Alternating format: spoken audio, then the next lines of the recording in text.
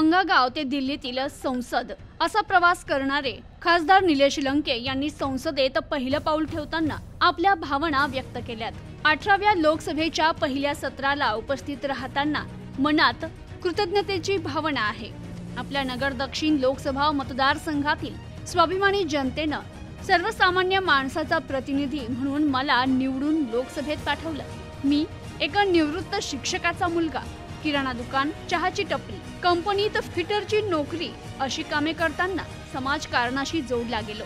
माझ्या हंगे या गावातून सुरू झालेला हा प्रवास आज दिल्लीत येऊन ठेपलाय। यामागे केवळ सर्वसामान्य माणसाचा माझ्यावर असणारा विश्वास, त्यांचं प्रेम आणि माया आहे, याची मला जाणीव आहे। माझ्या आयुष्याचा प्रत्येक क्षण केवळ लोकसेवेसाठी आहे।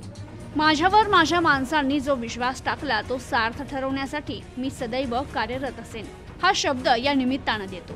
आदरणीय शरदचंद्र पवार साहेब आणि शिवसेना प्रमुख स्वर्गीय बाळासाहेब ठाकरे यांचे आशीर्वाद, काँग्रेसचे ज्येष्ठ नेते बाळासाहेब थोरात, शिवसेना उद्धव बाळासाहेब ठाकरे या पक्षाचे अध्यक्ष उद्धव ठाकरे, राष्ट्रवादी शरदचंद्र पवार पक्षाचे प्रदेश अध्यक्ष जयंत पाटील, खासदार सुप्रिया सुळे यांचं मार्गदर्शन वेळोवेळी लाभलं, हा माझ्यासाठी अतिशय महत्त्वाचा ठेवा आहे। याबद्दल या सर्वांचे मनापासून आभार। तसेच माझ्या विजयासाठी रात्रीचा दिवस करणारे माझे सहकारी, कार्यकर्ते, महाविकास आघाडीचे सर्व नेते, पदाधिकारी सर्वांचं माझ्यावर प्रेमाचे ऋण आहे।